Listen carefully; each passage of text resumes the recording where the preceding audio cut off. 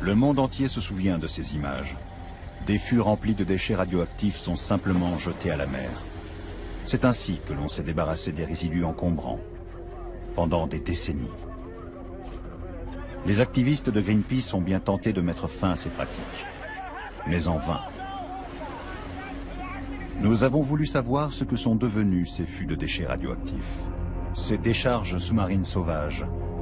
Notre enquête nous a mobilisés pendant une année entière. Aujourd'hui, l'évacuation en haute mer continue, sous une autre forme, certes. Nous sommes allés sur des marchés aux poissons et avons rencontré des chercheurs. Nous avons également approché beaucoup de personnes qui redoutent les pollutions radioactives. Nous avons interrogé des responsables politiques sur le lourd héritage de l'industrie nucléaire. Que savent-ils de ce qui se passe au juste au fond des mers? Peu satisfaits de leurs réponses, nous avons décidé de partir nous-mêmes à la recherche des fûts de déchets radioactifs.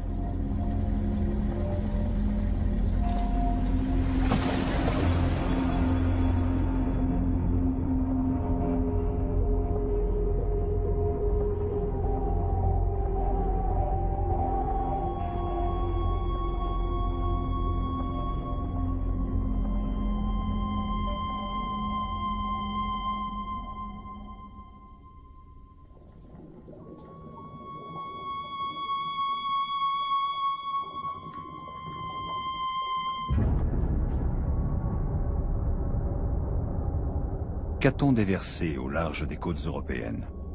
Et où précisément?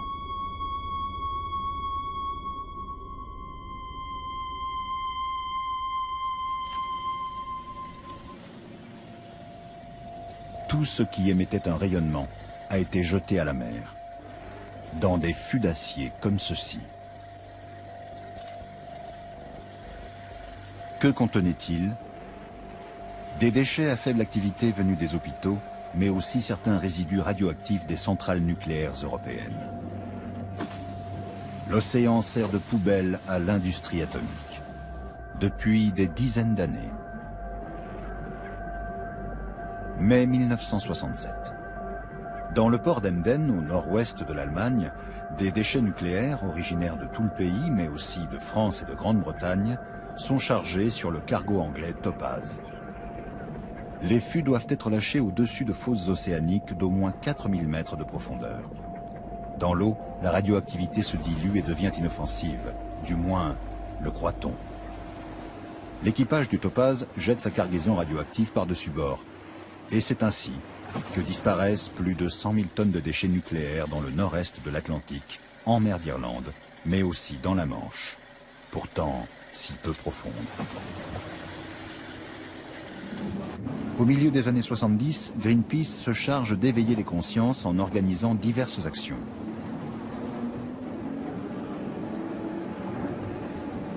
L'Europe est ébranlée, scandalisée.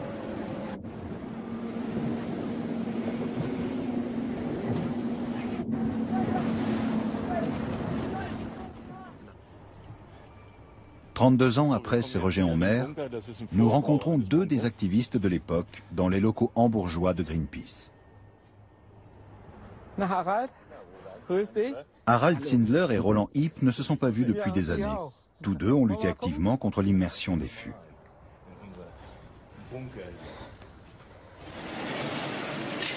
Quand nous montrons les vidéos à Harald Zindler, il en a encore froid dans le dos. C'est monstrueux. L'industrie nucléaire, elle, ne s'est pas laissée impressionner par les actions de Greenpeace. Les déversements en mer ont continué et les écologistes ont été combattus tels des hors-la-loi.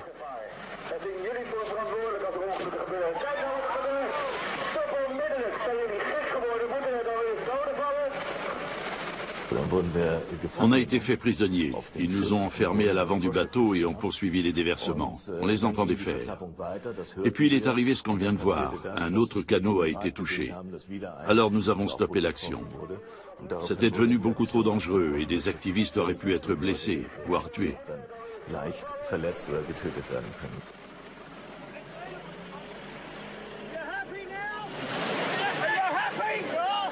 Ces événements remontent à plus de 30 ans. Que sont devenus tous ces fûts de déchets abandonnés sur le plancher océanique? Nous sommes allés à Londres rencontrer un physicien de l'atome dénommé John Large. Dans les années 60, il a participé au développement d'une bombe atomique pour le compte de l'armée britannique et en sait long sur les immersions, en particulier celles auxquelles se sont livrées les forces militaires. Ce qu'il nous montre là, c'est une barre de combustible non radioactive sortie de la centrale de Sellafield qu'il a gardée en souvenir. Ces objets étaient eux aussi coulés dans les profondeurs de la mer. Les membres de l'équipage étaient exposés sans aucun équipement de protection au rayonnement radioactif qui s'échappait des fûts. Plus longtemps les fûts restaient à bord, plus ça devenait dangereux pour eux. Le capitaine devait donc faire en sorte qu'ils atteignent le site d'immersion le plus vite possible. Si une mauvaise météo ou un obstacle quelconque ralentissait le cargo, la priorité du capitaine n'était plus d'atteindre le site en question, mais d'assurer la sécurité de son équipage et la sienne. Alors, une fois le temps maximum d'exposition écoulé, il donnait l'ordre de tout jeter par-dessus bord, où qu'il se trouve, si bien qu'on n'a aucune garantie que les déchets aient été coulés à l'endroit prévu. Dans ces conditions, comment retrouver ces fûts lâchés à la sauvette? Pour en contrôler la radioactivité, par exemple. Un coup d'œil au registre britannique renforce le doute quant à l'exactitude des données géographiques. Dans la colonne coordonnées ou profondeur, on trouve souvent la mention inconnue. Pire encore, dans la rubrique radioactivité, on lit aussi inconnu, inconnu, inconnu. Et cela dans le relevé officiel des immersions en mer d'Irlande. Qui pourrait bien savoir où sont ces fûts? L'HPA peut-être, la Direction générale de la santé britannique, puisque c'est à elle que revient la responsabilité de la gestion des résidus radioactifs générés sur son territoire. Nous sommes reçus par John Cooper, qui dirige le service des dangers de la radioactivité. Il connaît bien la problématique des fûts de déchets radioactifs. Les cartes des sites de déversement peuvent-elles vraiment être incorrectes? Je serais étonné qu'il y ait des dépôts dont on n'ait pas connaissance. Mais on ne peut pas non plus entièrement l'exclure. L'armée ne vous a jamais dit ce qu'elle avait déversé. Comment vous positionnez-vous face à ce problème? Je crois qu'il faut se fier aux informations que l'on a.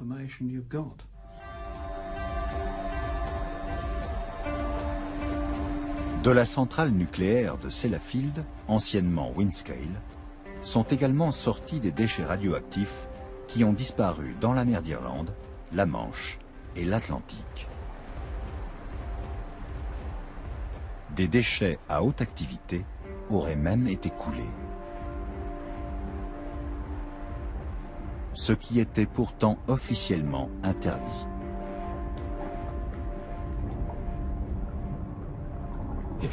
Si vous regardez l'inventaire des déchets retrouvés dans les fonds marins, et je parle seulement de ce qui a été volontairement déversé, pas de résidus d'essai atmosphériques, il est tout à fait clair que des déchets à haute activité ont été immergés.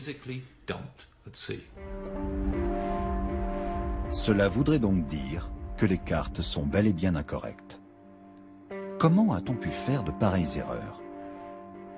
Et s'agit-il vraiment d'erreurs? Ou était-ce intentionnel?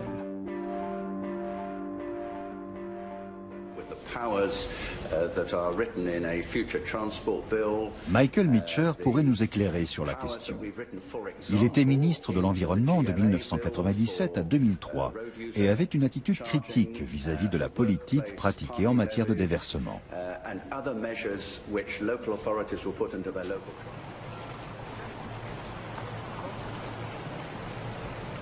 Aujourd'hui, celui qui a été le plus ancien ministre du gouvernement de Tony Blair est un simple député.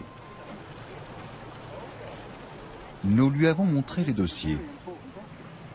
Qui a donné de faux renseignements? Qui était au courant de ces déversements?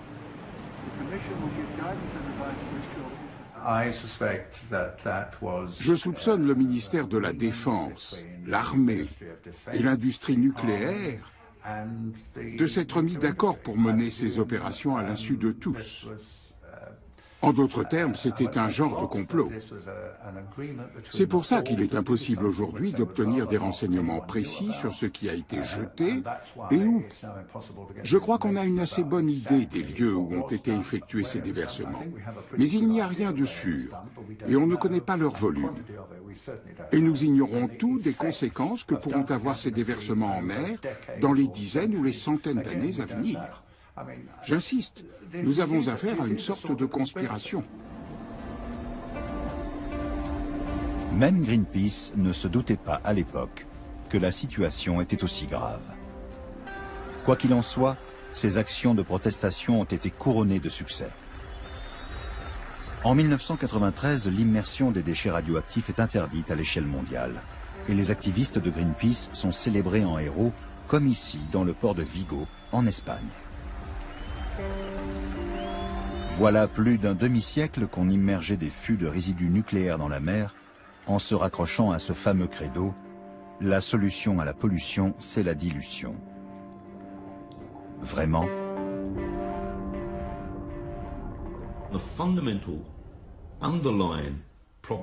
Le problème, c'est qu'il partait du principe que dans la mer, la radioactivité de ces déchets allait se diluer dans des tonnes et des tonnes d'eau, si bien qu'elle ne représenterait plus aucun danger. Or, ça s'est révélé faux à maintes et maintes reprises.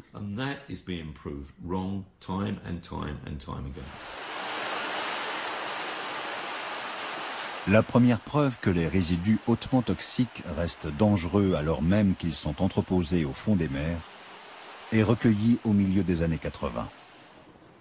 Quand l'Allemagne envoie le navire de recherche Walter Herwig en reconnaissance sur les sites de déversement dans l'Atlantique afin de procéder à un état des lieux.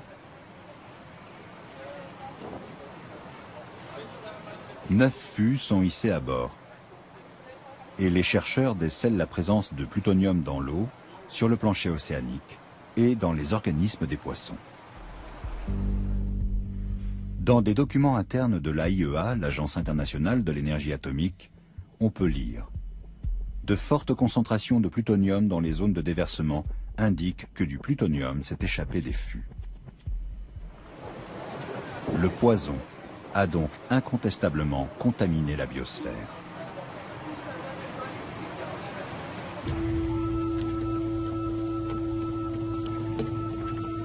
Une branche de l'AIEA est implantée à Monaco. Il s'agit du laboratoire de l'environnement marin. Une équipe de biologistes y étudie les dangers de ces déchets atomiques laissés à végéter dans les profondeurs sous-marines, sous la direction de Hartmut Nies.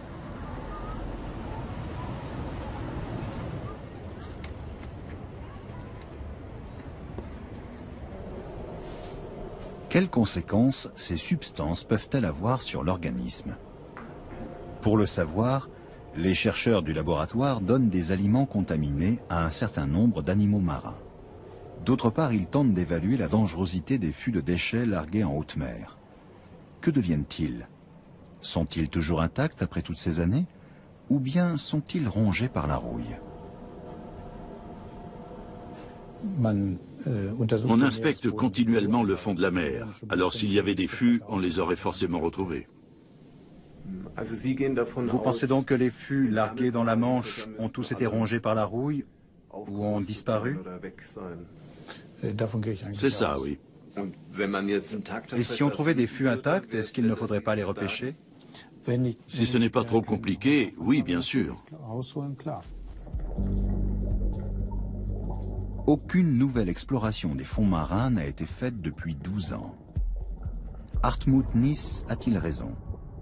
Les fûts sont-ils tous dévorés par la rouille?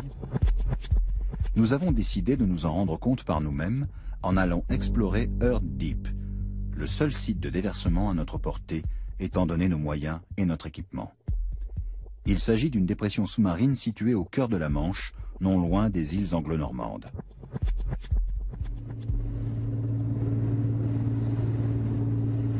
Earth Deep est à environ 10 000 marins au nord-ouest d'Origny, l'île la plus proche des côtes françaises. Nous affrétons un bateau avec pour objectif de filmer le plancher marin à l'aide d'un petit submersible que nous avons eu un mal fou à diriger à cause des courants très forts qui agitent le canal. Harald Zindler nous accompagne.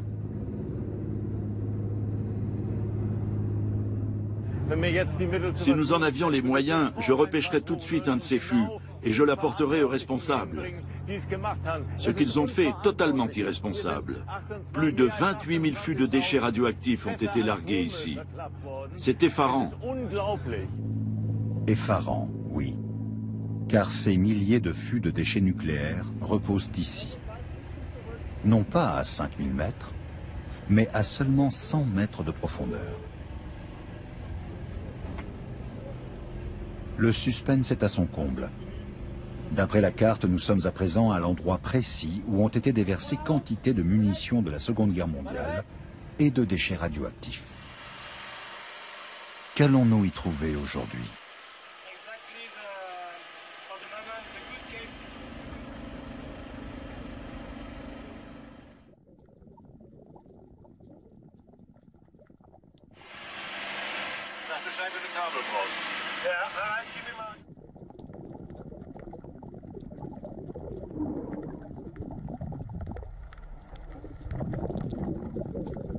Un premier fût apparaît sur notre moniteur, il semble intact.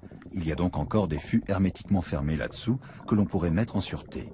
Nous, bien sûr, nous n'avons pas le droit de remonter quoi que ce soit.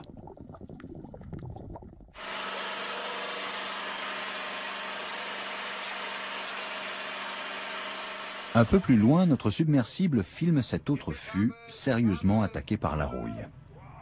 Une trouvaille qui a le don d'indigner Harald Zindler. Je suis d'autant plus scandalisé que ces fûts sont à très faible distance des côtes, en plus du fait qu'ils reposent à une profondeur de seulement 90 à 140 mètres. On voit les côtes d'Aurigny ici, et celles de France là-bas, à une demi-heure de bateau.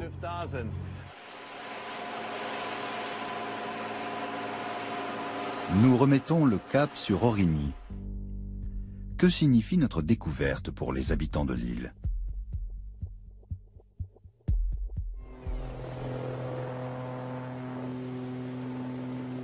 Chris Busby est en route lui aussi. Physicien de son état, il est déjà venu à Aurigny il y a plusieurs décennies. À l'époque, il avait été appelé par un médecin qui trouvait que les cas de cancer étaient anormalement nombreux parmi les insulaires.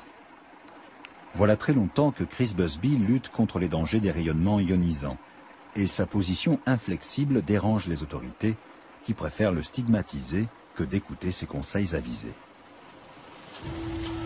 Aurigny est une petite île paisible de 2400 âmes, où les heures semblent s'égrener moins vite qu'ailleurs.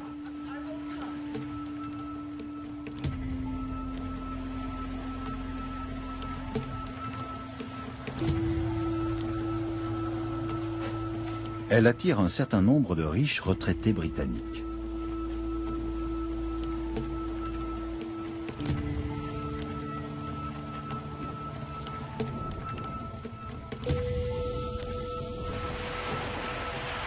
Mais il se pourrait bien que ce petit Éden ne soit pas aussi idyllique qu'il n'y paraît.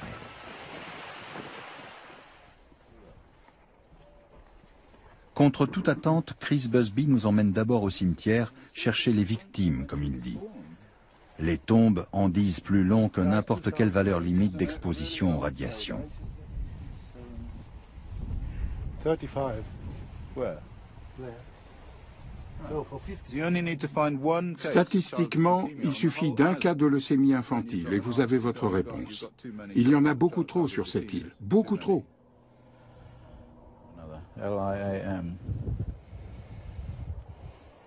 Nous avons essayé de savoir s'il y avait vraiment un nombre anormalement élevé de victimes de leucémie sur l'île. Mais l'État britannique refuse de révéler les chiffres exacts, sous prétexte que ces données sont confidentielles. À la recherche d'indices pouvant nous éclairer, nous interrogeons les habitants des abords du cimetière.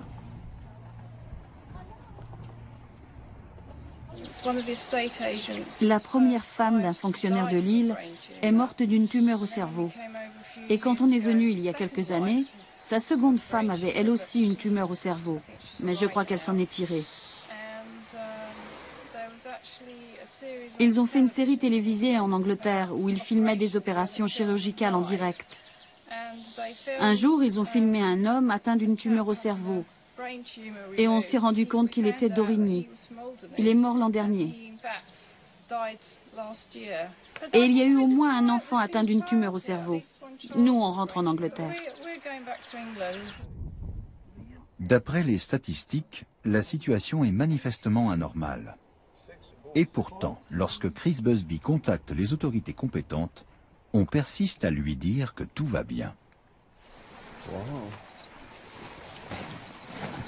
Nous suivons le physicien sur la plage où il veut mesurer la radioactivité. Selon les autorités britanniques, la force de la radioactivité et la quantité de particules radioactives sont bien trop faibles pour représenter un quelconque danger pour l'homme.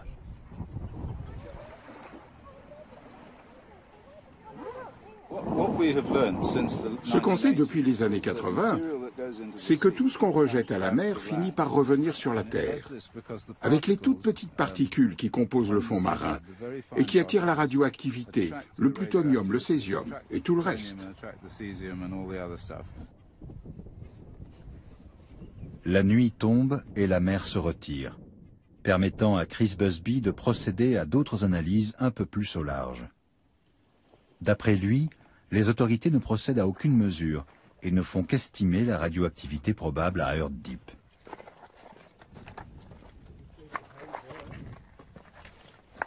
Je crois qu'on trouvera du césium-137, du ruthénium-106 et un tas d'autres trucs, y compris du plutonium. Du plutonium? Oui, bien sûr. Alors il se peut que ce soit très toxique par ici? Bien sûr. Le spectromètre à rayons gamma de Chris Busby mesure une forte radioactivité à l'endroit où nous nous trouvons. Ils ont déversé une énorme quantité d'uranium enrichi à Earth Deep. Alors il est tout à fait possible que ça vienne de là.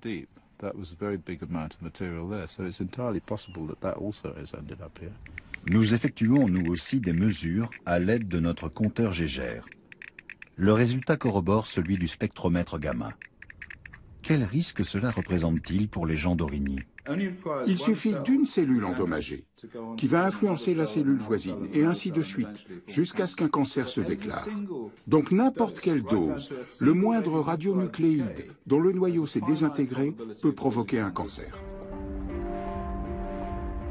Chris Busby a-t-il raison? Auquel cas, ne devrait-on pas mettre les fûts intacts en lieu sûr? Qu'en dit le responsable de l'évaluation des dangers de la radioactivité au sein de la Direction générale de la santé britannique? Je ne pense pas que les fûts de Earth Deep représentent un danger significatif. Même s'ils sont à seulement 100 mètres de fond? On ne ferait sûrement pas ça aujourd'hui. Mais maintenant, la meilleure chose à faire, c'est de laisser les fûts où ils sont. Pour obtenir plus de précision, nous nous adressons à l'Agence internationale de l'énergie atomique. Comment évalue-t-il le risque?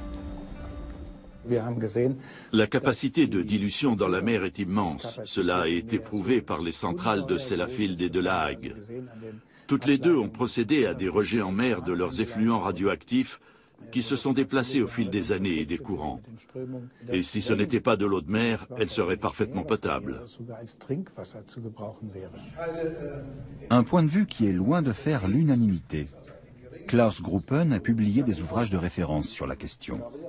Si les éléments radioactifs se diluent tellement bien dans l'eau qu'elle reste potable, alors tout va bien? Si on disposait de l'espace tout entier et d'une quantité d'eau infinie, alors peut-être qu'on pourrait compter sur une très forte dilution. Mais la Terre est un tout petit corps céleste avec une masse fixe de 5 × 10 puissance 26 kg, alors la concentration ne pourra qu'augmenter. À ce stade de notre enquête, nous retenons que la radioactivité pourra se disperser, certes, mais elle ne pourra pas disparaître.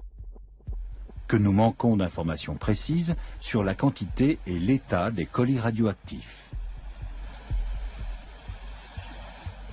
Et enfin, que les opinions divergent quant à la nécessité de les repêcher.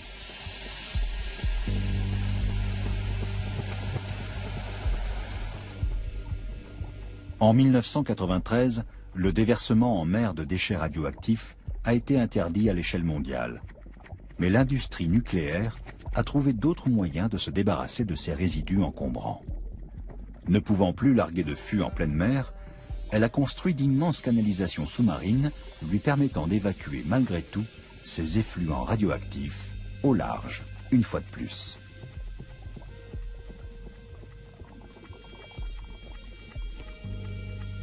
L'un de ces tuyaux d'évacuation se trouve en Normandie. Il sort de l'usine de retraitement de La Hague. Ici aussi, les activistes de Greenpeace ont manifesté leur désapprobation, sous l'eau.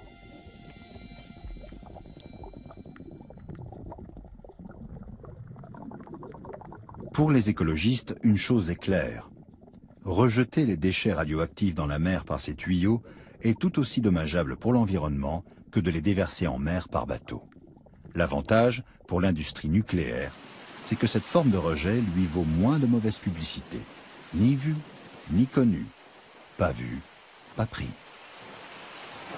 La Hague est le centre de traitement des combustibles usés de toute l'Europe. Des colis radioactifs allemands sont régulièrement acheminés jusqu'en Normandie.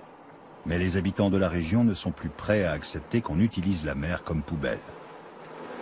Le physicien David Boyer est l'actuel président de l'ACRO, l'Association pour le contrôle de la radioactivité dans l'Ouest. Aujourd'hui, il explique à des élèves d'une école primaire ce qu'est la radioactivité, le plutonium et les déchets nucléaires. C'est pas trop bien quoi en faire. Ensuite, il nous invite à l'accompagner sur le marché aux poissons. C'est ce qui sort des réacteurs.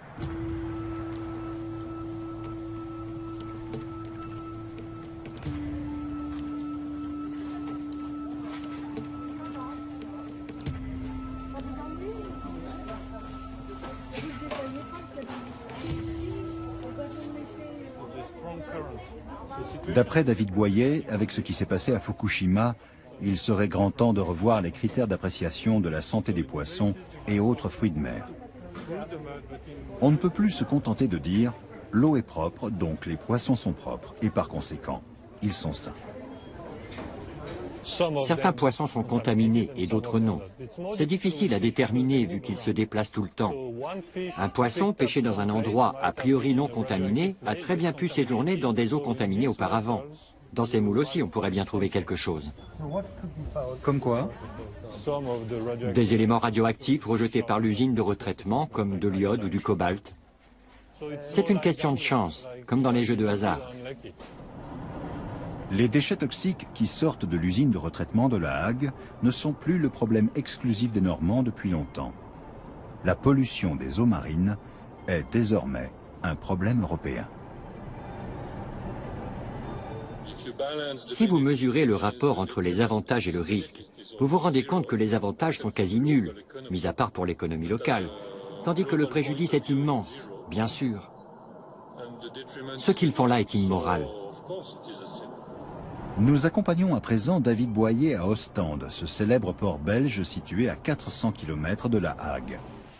Le physicien veut nous montrer jusqu'où peuvent dériver les particules radioactives, sachant qu'on peut en déterminer l'origine de façon certaine. David Boyer a donné rendez-vous à un activiste belge avec lequel il ramasse des algues. Les écologistes n'ont pas confiance dans les données communiquées par les exploitants de la centrale.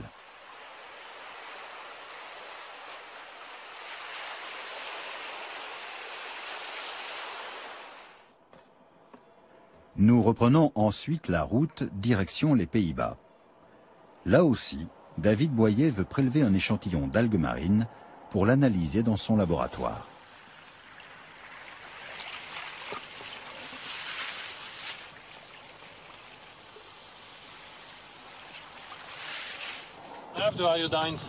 J'ai ici des algues venues d'Allemagne.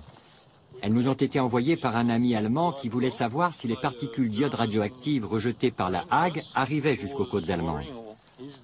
Notre réponse est oui. Nous avons trouvé de l'iode radioactif dans les algues qui poussent sur le littoral allemand.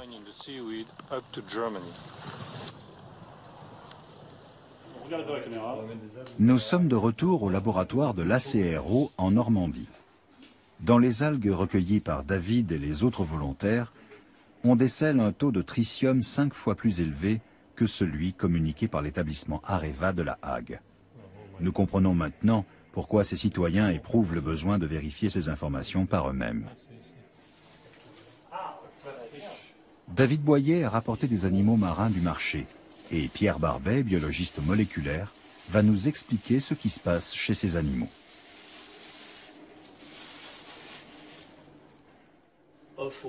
L'empoisonnement des eaux profondes va se répercuter sur les eaux supérieures de la mer, car les substances radioactives se transmettent au fil de la chaîne alimentaire. Ce ver, par exemple, peut contenir 2 à 3 000 fois plus de radioactivité que son environnement. Il va être mangé par un animal du maillon suivant et on aura une contamination en chaîne.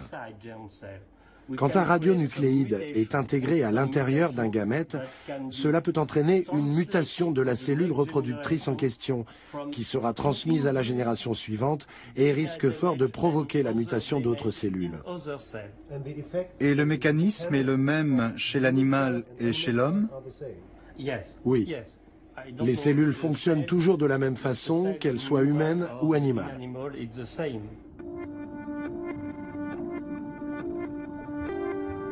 Au large des côtes européennes, on a décelé du plutonium hautement toxique chez des phoques moines de Méditerranée et du césium radioactif chez des marsouins communs.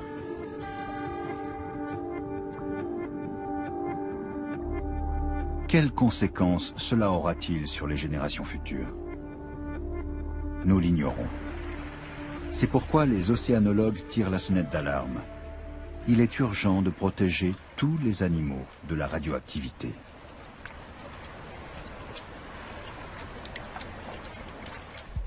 Et pour nous, êtres humains, quel danger représentent ces décharges radioactives sous-marines?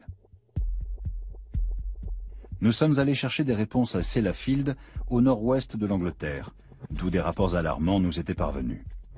C'est en effet là-bas que se cache un deuxième tuyau d'évacuation en mer des effluents radioactifs européens. Comme en France, ce sont des activistes de Greenpeace qui ont attiré l'attention sur le problème.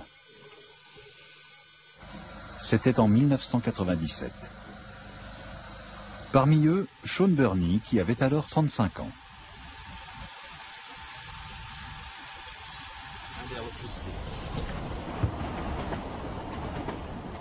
Cet écologiste britannique lutte contre l'évacuation des rejets radioactifs en mer depuis près de 20 ans. Un combat qui s'appuie sur des chiffres, des valeurs limites et l'importance d'expliquer ce qui se trame au grand public. Sean Burney s'inquiète pour les habitants du littoral. Certains examens médicaux ont débouché sur des conclusions effrayantes.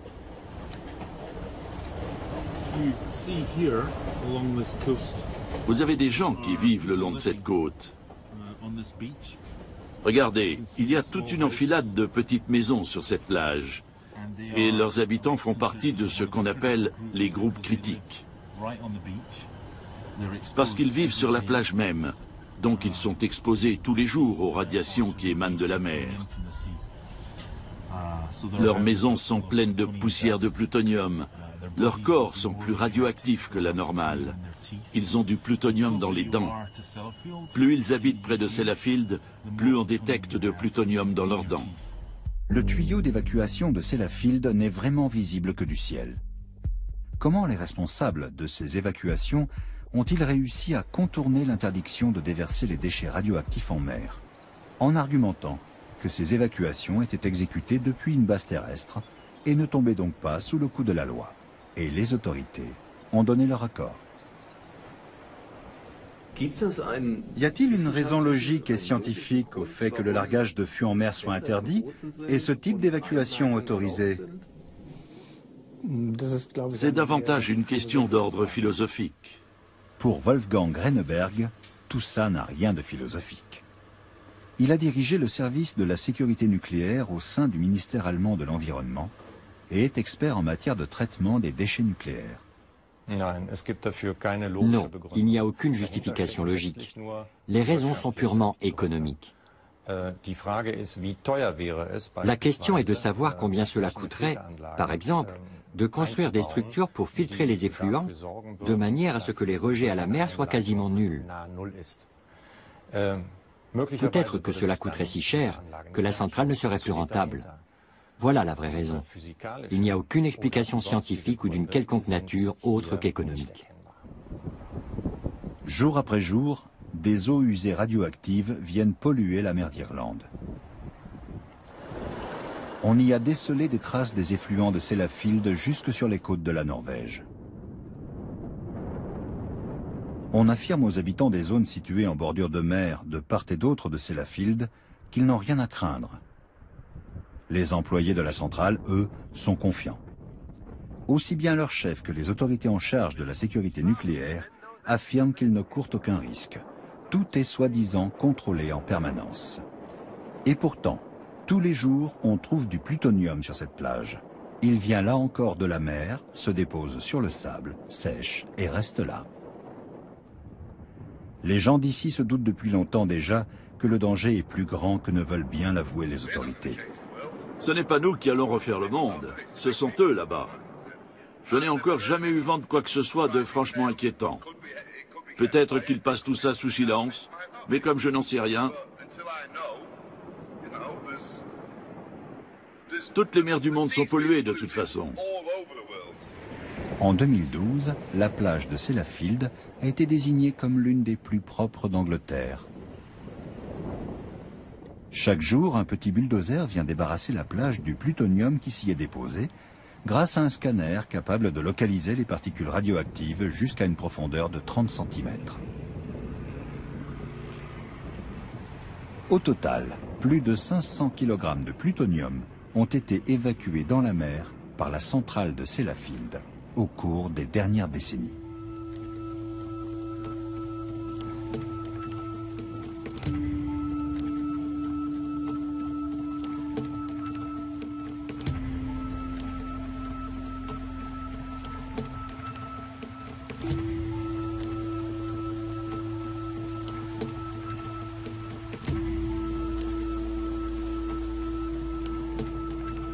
Dans l'arrière-pays de Sellafield vit une néerlandaise du nom de Janine Alice Smith. Elle habite là depuis des dizaines d'années. Selon elle, les autorités britanniques minimisent le problème de la radioactivité. Elle est persuadée que c'est le plutonium qui a provoqué la leucémie dont son fils a souffert étant petit.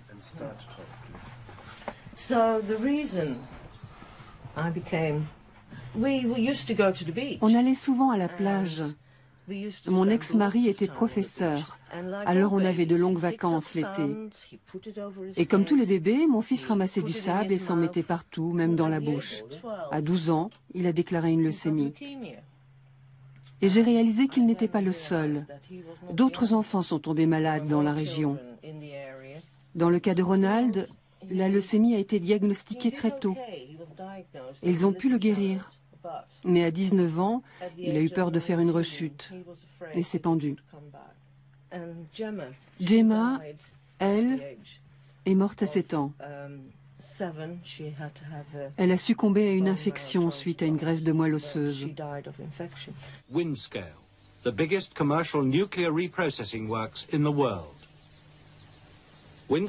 La télévision locale parlait déjà des enfants atteints de leucémie dans les années 80.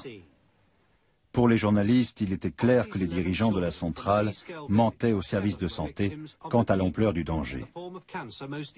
Rien qu'à Seascale, 3 élèves de primaire ont contracté une leucémie. Elles étaient toutes les 3 dans la même classe. La chaîne de télévision locale, Yorkshire TV, a eu beau en parler avec insistance, les déversements n'ont jamais cessé. The radioactivity here can be measured quite simply with a Geiger counter. It's in the mud and it's on the beach. Scientist Dr. Philip Day is measuring this radioactive pollution. Pour en savoir plus, nous tentons d'approcher le centre de retraitement et son fameux tuyau d'évacuation. Mais cela nous est tout aussi formellement interdit que de filmer quoi que ce soit sur tout le périmètre de la centrale. Et pour tout rendez-vous, nous ne réussissons à décrocher qu'une entrevue sur le parking situé devant l'entrée.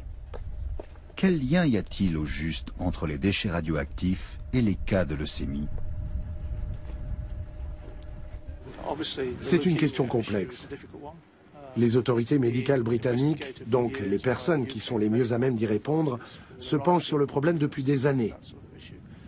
Ils sont arrivés à la conclusion que les cas de leucémie qu'on a recensés dans une localité donnée, des alentours de Sellafield, ne peuvent être imputés à nos activités. Sur la base de cette conclusion, la plage reste accessible malgré la présence de plutonium. Et pourtant, il est depuis longtemps admis dans les milieux scientifiques qu'un empoisonnement chronique peut provoquer un cancer, même à des doses de radiation très faibles. On trouve même du plutonium sur les berges de cette rivière à 10 km à l'intérieur des terres, où Janine et Sean détectent une radioactivité nettement plus élevée que la normale.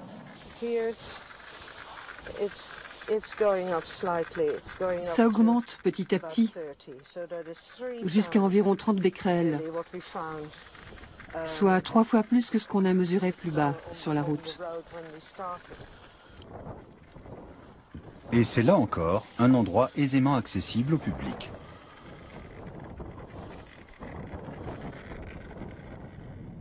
Une piste équestre longe la rivière. Sean Burney et Janine Alice Smith accusent les autorités d'effectuer volontairement des mesures imprécises. Quand ils viennent faire des mesures, ils prélèvent juste un échantillon à un endroit donné. C'est ce que je me tue à expliquer aux journalistes. Ces gens se focalisent sur les changements qu'on observe d'une année sur l'autre. Mais ce qui s'est passé il y a 50 ans, ça ils essaient de le cacher. Et pourtant, c'est bien réel. Ils ne prélèvent pas d'échantillons en profondeur. Ils ne grattent qu'en surface et ne prennent que très peu d'échantillons, pour prouver ce qu'ils veulent prouver, et non dans un véritable but de santé publique. À cet endroit-là, les autorités n'ont même pas cherché à mesurer la présence de plutonium. Nous prélevons un échantillon que nous ferons analyser à l'université de Mayence en Allemagne. Le résultat sera alarmant. La quantité de plutonium est 10 fois supérieure à la valeur limite recommandée.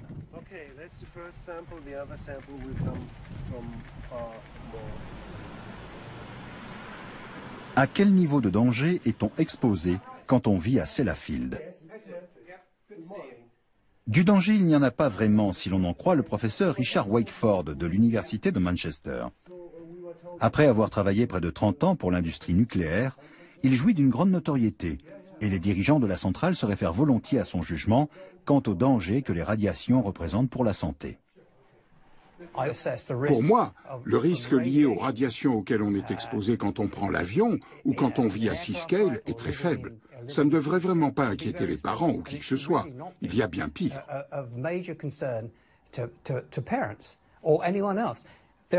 Les statistiques ont démontré que les leucémies infantiles s'étaient multipliées toutes ces années. La leucémie infantile a principalement 2 origines. Soit elle fait suite à une infection, mais nous ignorons encore quel agent pathogène déclenche la maladie, chose plutôt rare. Soit elle résulte du brassage à grande échelle des populations urbaines et rurales. Conclusion. Ces cancers seraient provoqués par un virus ou par un brassage de population dans les environs de Sellafield et non par les déchets hautement radioactifs rejetés dans la mer. Ne sachant plus que penser, nous nous tournons vers Wolfgang Hoffmann, un épidémiologiste allemand, membre de la Commission fédérale de protection contre les radiations, qui accepte de nous accorder une entrevue dans un hôtel de Bonn. Partagez-vous l'avis des experts britanniques sur l'absence de lien de cause à effet entre la centrale et les cancers? Non, ils ont tort. Scientifiquement, c'est tout à fait clair. Il y a très peu de preuves concernant l'hypothèse du brassage de population et carrément aucune concernant celle du virus. Bien au contraire. Pendant des décennies, on a essayé de trouver une origine infectieuse à la leucémie infantile, mais il n'y a ni virus ni anticorps. Ce qui veut dire qu'on peut laisser tomber une fois pour toutes cette hypothèse. Ces 2 théories ont été formulées dans le simple but d'écarter la piste des radiations. Les risques liés aux radiations ne sont toutefois plus écartés dans les dossiers internes de l'AIEA. Si on y recense les avantages du nucléaire, parmi lesquels une énergie à faible coût et des emplois que le secteur génère, on y liste également les risques que le professeur Wakeford dément. La radioactivité peut bel et bien entraîner une mort précoce, suite notamment à des cancers tels que la leucémie, le cancer des os, le cancer de la thyroïde et le cancer des poumons. Ces images proviennent de vidéos privées filmées dans le service de cancérologie infantile d'un hôpital du Pays de Galles. C'est le professeur Chris Busby qui nous les a envoyées.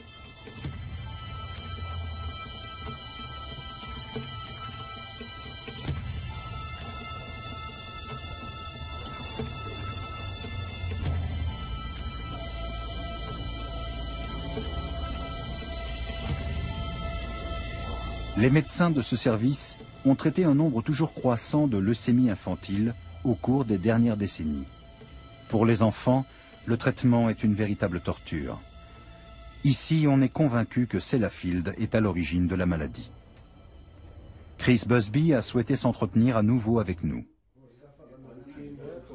Avec son compagnon de lutte, Richard Bramhall, il nous raconte une histoire incroyable. Le nombre de cancers dans la région de Sellafield est 10 fois plus élevé que dans le reste du pays. Ils font tout pour camoufler la vérité. Ces chiffres, on nous les a communiqués clandestinement. Ce sont ceux du registre des cancers du Pays de Galles. Quelqu'un a dû avoir mauvaise conscience. Des gens du centre de cancérologie gallois nous ont dit qu'ils nous donneraient les chiffres. Pas les chiffres précis de chaque localité, mais les chiffres globaux des comtés. Et quand j'ai reçu les données, je me suis aperçu que c'était les chiffres détaillés, localité par localité. Je ne sais pas si c'était une erreur ou s'ils l'ont fait intentionnellement pour nous aider. Toujours est-il qu'ils ont tous été virés, du jour au lendemain. Mis à la porte? Oui, tous. En tout cas, ils ont fermé le service. Marie Cotter, celle qui nous a transmis les données, s'est fait virer. La Chambre des Lords a interdit la publication de ces chiffres sous prétexte, là encore, de confidentialité des données. Quant à l'industrie nucléaire, elle étudie la question sous un angle comptable et raisonne en ces termes. Les mesures prises pour protéger les personnes de l'irradiation devraient aussi intégrer le facteur financier. C'est à peine croyable. Et qu'en dit la Direction générale de la santé britannique ? Réduire encore plus les doses d'irradiation pourrait engendrer des coûts disproportionnés, des sommes qu'il serait plus stratégique de dépenser ailleurs. Alors il faut trouver une sorte d'équilibre. En d'autres termes, on préfère laisser mourir un certain nombre de personnes plutôt que de dépenser les sommes nécessaires pour réduire la quantité de radionucléides dans la mer. C'est bien ça. Vous faites cette comparaison. Effectivement. Et c'est ce que l'on fait dans bien d'autres domaines que celui de la santé. De quel cerveau a pu sortir ce type de réflexion? Nos investigations nous mènent à la CIPR, la Commission internationale de protection radiologique, qui se présente comme une organisation indépendante et bienveillante au service du public. La directrice rejette notre demande d'interview. Sur Internet, nous trouvons la vidéo d'un cours dispensé par l'ancien directeur du groupe, Roger Clark, où il explique le principe de l'analyse coût-avantage. Il cite la doctrine épicurienne de l'utilitarisme. L'intérêt du plus grand nombre prime sur celui de la minorité. La CIPR nous a par ailleurs été décrite comme un prolongement de l'industrie nucléaire. Le professeur Wakeford est d'ailleurs cité sur leur site internet. À notre grande surprise, nous y trouvons aussi John Cooper de la Direction générale de la santé britannique. Vous travaillez pour la Direction générale de la santé et dans le même temps, vous êtes membre de la CIPR. Ce qui revient à dire que vous vous conseillez vous-même en matière de sécurité nucléaire. N'y a-t-il pas là ce qu'on appelle un conflit d'intérêts? Oui, c'est vrai, il y a conflit d'intérêts. C'est un problème. La Direction générale de la santé britannique et la Commission internationale de protection radiologique sont une seule et même chose. La CIPR est constituée de représentants du gouvernement. Ce n'est pas une organisation indépendante. Les représentants de la Direction générale de la santé participent aux réunions de la CIPR et ce sont eux qui fixent les règles. Même l'ancien ministre britannique de l'Environnement doit admettre son impuissance.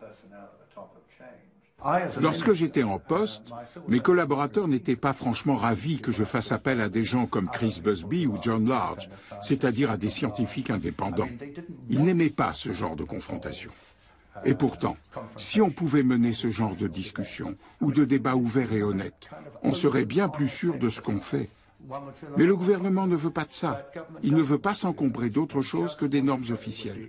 Autrement dit, celles qui sont définies par l'industrie du nucléaire. Et sur place. Voilà des années que Sean Burney et Janine Alice Smith font des constats affolants. Mais personne ne semble prêt à en discuter ouvertement. Et ils ont l'impression de se battre contre des moulins à vent. C'est devenu un endroit très triste.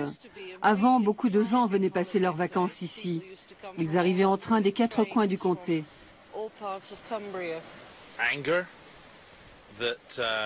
Je suis en colère contre le gouvernement, car c'est à cause des décisions qu'il a prises tout au long de ces dernières décennies que toute cette portion de littoral est à ce point polluée par l'industrie nucléaire. Et la plupart des gens n'en savent rien ou ne veulent rien savoir. De toute façon, ils ne peuvent rien y faire, vu que les décisions sont prises à Londres. Les exemples de Sellafield et de La Hague démontrent que les déversements en mer ont été et demeurent une grave erreur. Mais aucun des responsables ne veut l'admettre. Car alors, il faudrait se poser des questions comme « Qui a menti ? Que peut-on encore faire ? Et qui doit payer les pots cassés ?» Du nord-est de l'Atlantique jusqu'aux côtes de la Norvège, un immense territoire est concerné par les dangers liés à toutes ces décharges sous-marines. Un problème qui persistera tant que les responsables s'évertueront à le nier. La solution, s'il en est une, serait de boucher une fois pour toutes les tuyaux d'évacuation et de repêcher tous les fûts de déchets intacts qu'on sera en mesure de retrouver.